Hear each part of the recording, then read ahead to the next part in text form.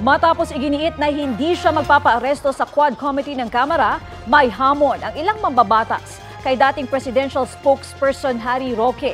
Ang PNP may binuo na ring tracker teams para matuntun si Roque. Balitang hatid ni Ian Cruz. Itong hinihingi namin dokumento sa iyo ay may kaugnayan doon sa iyong alleged involvement dito sa usapin sa illegal pogo. Magpakalalaki ka, umarap ka dito sa amin, hindi yung nakatalikod ka palagi sa Quad. Ito ang hamon ng House Quad Committee kay dating presidential spokesperson Harry Roque. Ang tinutukoy ay mga papeles na magpapatunay sa kwento niyang mana ang mga binentang lupa para magkapera para sa kanyang mga korporasyon na sangkot ngayon sa pogo. Git ni Roque, matagal na ang kanyang kumpanya at wala umano itong kinalaman sa pogo. Wala ho kaming interest doon sa kanyang yaman. Ang aming interest is kung ano yung link ng Biancham Corporation at yung PH2 Corporation na siyang may-ari doon sa Lucky South 99. Paliwanag mo sa amin kung bakit tumaas ang value, ang net worth ng iyong korporasyon. Sa kanyang social media post, sinabi ni Roque na hindi siya magpapaaresto sa komite na nag-iimbestiga sa Pogo Hub sa Bamban-Tarlac at Porac, Pampanga. Hindi po ako pugante. Aantayin ko po ang desisyon ng Korte Suprema. Kapag sinabi ng Korte Suprema, ilabas ang dokumento, ilalabas ko po yan. Pero sa ngayon po, antayin muna natin ang desisyon ng hukuman.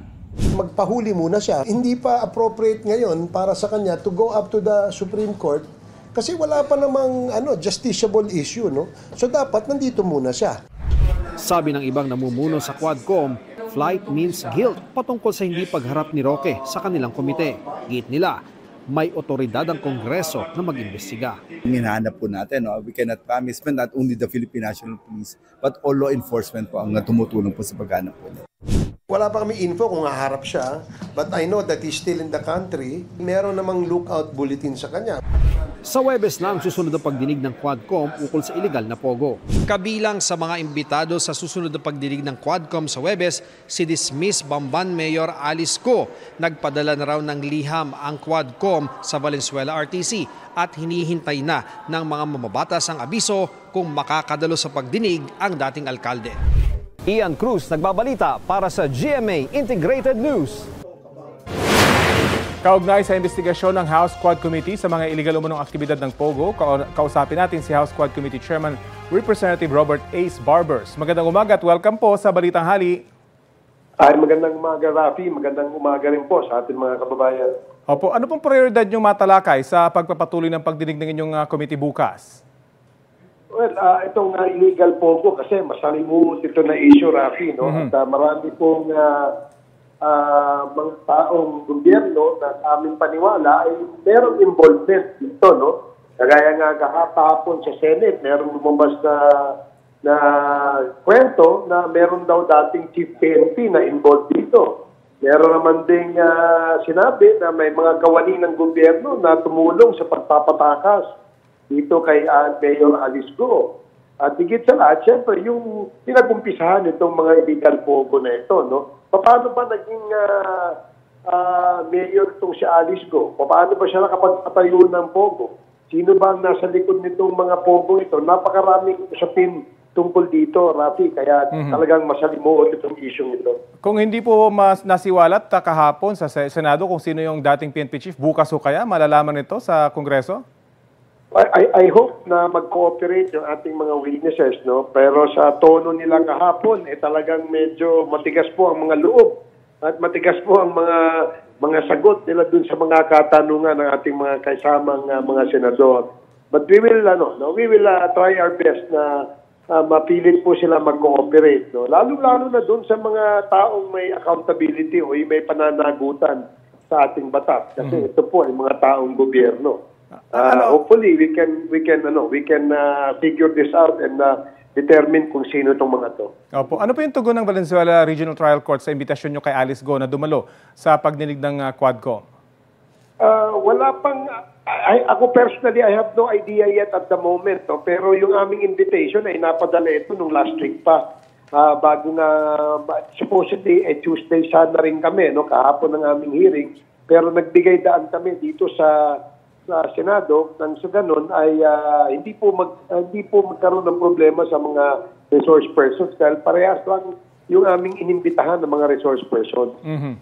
Kaugnay naman po doon sa petition for certiorari ng kampo ni Cassandra, ano pong masasabi nyo rito? Well, karapatan po niya yan na umakyat siya sa Korte Suprema at tumingi po ng mag-file po ng certiorari. Dahil sana po ang Korte ay mag-decide na para sa kagustuhan ng ating Quadcom na ilabas ang katotohanan, sana po hindi po mabigyan ng certiorari. Yun po ang aming hiling. Marami pa ko yung katanungan pa sa kanya, marami pa siyang hindi nalilinaw sa inyo. That is correct. In fact, marami pang mga kasama sa Quad na gusto magtanong, no? Hindi lang sa kanya, kundi sa iba pang mga personalities na may kaugnayan dito sa Pogo, no? Kagaya ni Attorney Harry Roque, ni Cassandra O, ni Mayor Dong Kalugay. Ito pa hong mga personalidad na ito na sa aming paniwala ay may sapat na impormasyon para makatulong sa investigation na ito. Sana po mag-cooperate, no, dito sa ating komite. Nabanggit niyo po si Attorney Harry Roque matapos yung naging hamon niyo sa kanya na humarap at lumantad na. Nakipag-ugnayan na ho ba siya sa inyo? Ay wala pa naman hanggang sa ngayon na Rafi, no? Kaya nga kung maaari, kung nakikinig siya, maaari sana na makipag-ugnayan na lang siya dito sa Kongreso nang sa ganun ay lumabas po, makatulong din po siya sa ating bayan sa pagpapalabas ng katotohanan. Ano pong gagawin nyo kapag talagang nagbatiga siya at hindi siya magpakita?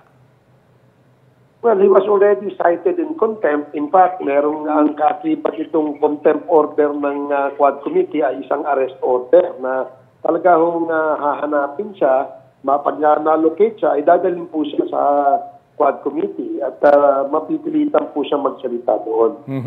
Sige po, abangan po natin yung update sa mga issue ngayon. Maraming salamat po sa oras na binahagi niyo po sa Balitang Hali. Okay, thank you, Rafi. Si House Quad Committee Chairman Representative Robert Ace Barbers.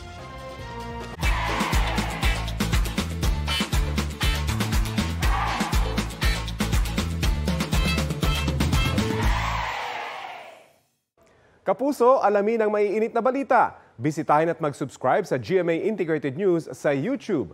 Sa mga kapuso abroad, samahan nyo kami sa GMA Pinoy TV at sa www.gmanews.tv.